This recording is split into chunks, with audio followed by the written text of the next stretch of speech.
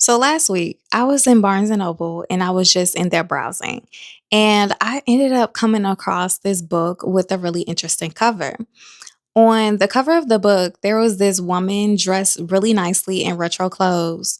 But what was odd was that her face in the eye area, it was like completely blacked out. So I just picked up the book out of curiosity and I read the synopsis. And after reading the synopsis, I was just like, you know what? This isn't the type of book that I would normally read, but I went ahead and just decided to try something different and I purchased it on a whim. I'm so happy that I did because this book ended up being one of the best books that I've read this year. And the book that I'm talking about is The Mad Wife by Meagan Church.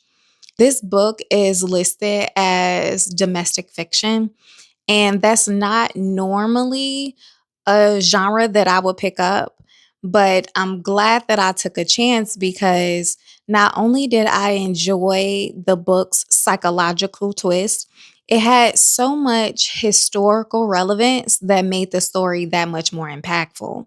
So, I want to talk about it because I don't see a lot of people online discussing it. And I think that it's a really important story, especially since there's so much conversation online surrounding the idea of being a trad wife.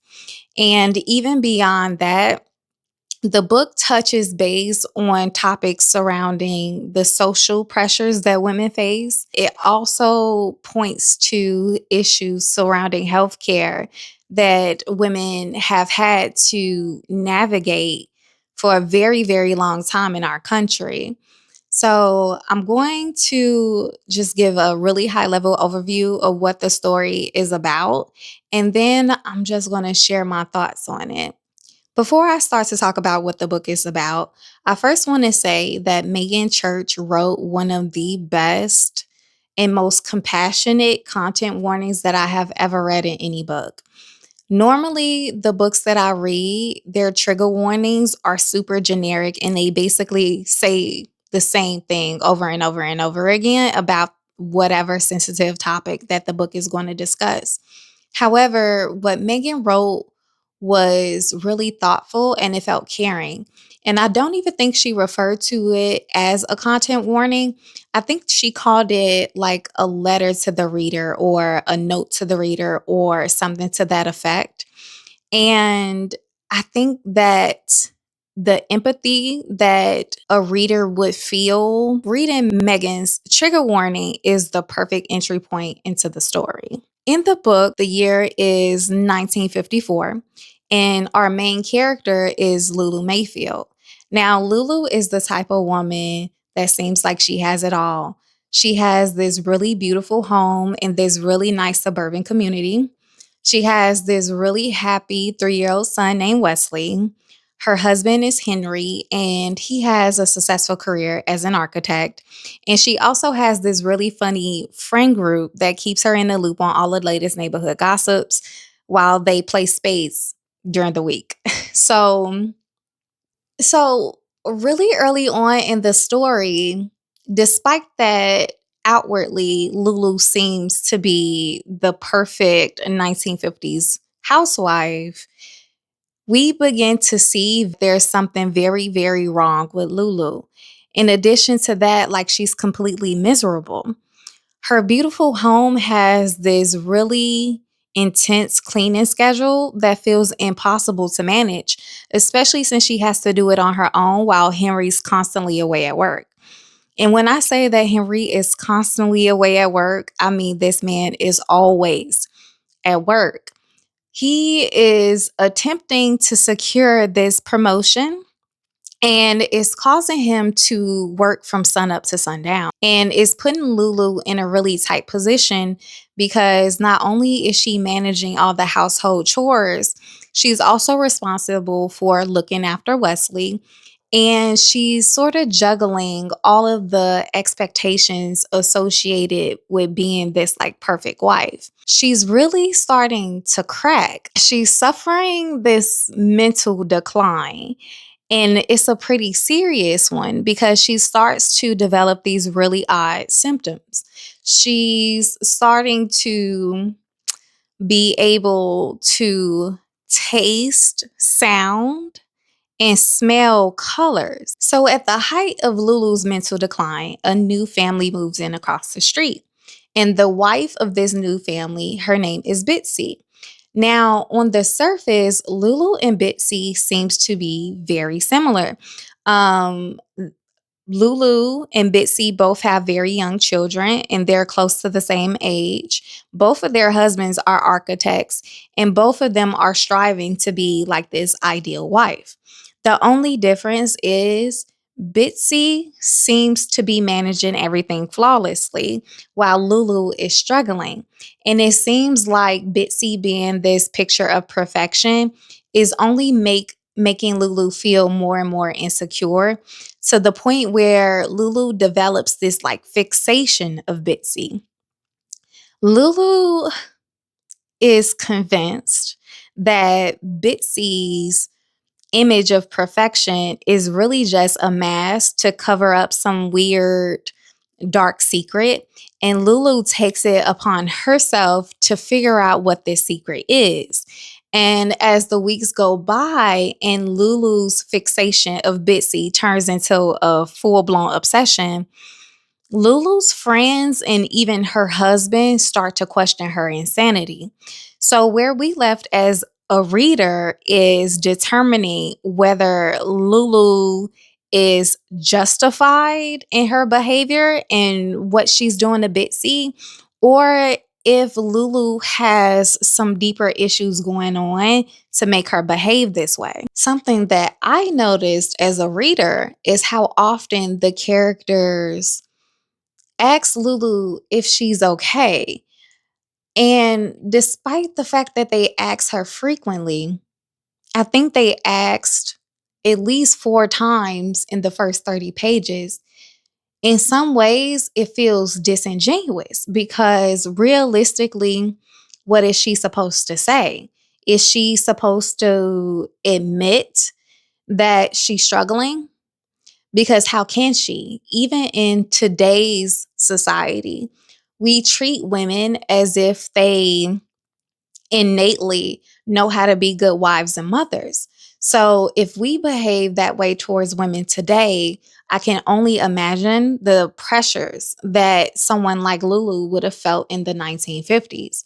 And I think that pressure and that expectation of being this like flawless woman, it forced women into silence. It forced women to not be comfortable seeking help because then they would have to admit that they're somehow inadequate. The Mad Wife brought me incredibly close to tears. Like I was this close to crying. And that's something that's completely unusual for me. I'm not normally the type of reader to cry. Like I've felt anger and I felt frustration about some of the things that I've read, but tears isn't a common occurrence for me. Meagan Church, she did not make up the horrors that Lulu faced. Everything she referenced came from real life experiences of women in the 1950s. And I think the fact that the horrors were real and based in reality made the book hit so much harder. Megan, in this story, she introduced me to medical procedures that I was completely unfamiliar with. One of those procedures was called the husband stitch. And when I read it in the story, I took a moment to actually look it up because I had never heard of it before. What I discovered was completely horrifying. I ended up discovering that this procedure, not only is it illegal, is oftentimes done without a woman's consent. And not only that, I ended up finding like posts on Reddit where this procedure is being done on women today. One of the posts that I found, the woman was seeking help because this had been done to her, and the post was dated less than a year ago. So, despite the fact that this story takes place in the 1950s, women are still dealing with these issues and these themes today. So Megan's story it points to not just traumas of the past, it points to how generationally women have dealt with these issues in silence. In the end, I decided to give The Mad Wife a 4 stars out of 5. And the reason why it didn't get a 5-star review from me was because of two things. The first is the book is broken up into 2 parts. So there's a part 1 and there's a part 2. The first part lays the foundation for the story, but the reason why I had to take off points for it is because of the pacing. I appreciated how subtle it was. I appreciated um how it built Lulu's world for the reader.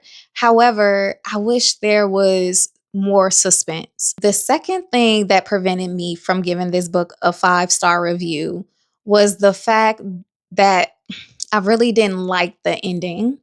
And I really can't expand on that part without giving spoilers. So I'm just gonna leave it at that. I didn't like the ending. Like I mentioned at the beginning of this video, this book was an unexpected hit for me. Most of the books that I read, unfortunately, I usually don't like. So the fact that I picked this book up off a whim and it ended up being one of the best books that I've read this year, it was just really surprising for me. And I would recommend it. The only thing that I would say is if you're someone who likes stories that's in your face, this book may not be for you. Or if you're an impatient reader, you might struggle to get through the part one of the series, not the series, the book. But if you give it a chance and if you stick with it, the reward is there. And I think that this a book is really important. And I think that it touches base on a lot of important topics that really get brushed under the rug. So that's my review. And this is the first book review that I have ever posted on YouTube. So if you made it this far in the video, I appreciate you for sticking around. And I would love to hear what you think of The Mad Wife. Tell me if you've read it. Tell me if you plan to read it. If there's any feedback you want to give me, please don't hesitate to do so. And I will see you guys next time. Bye.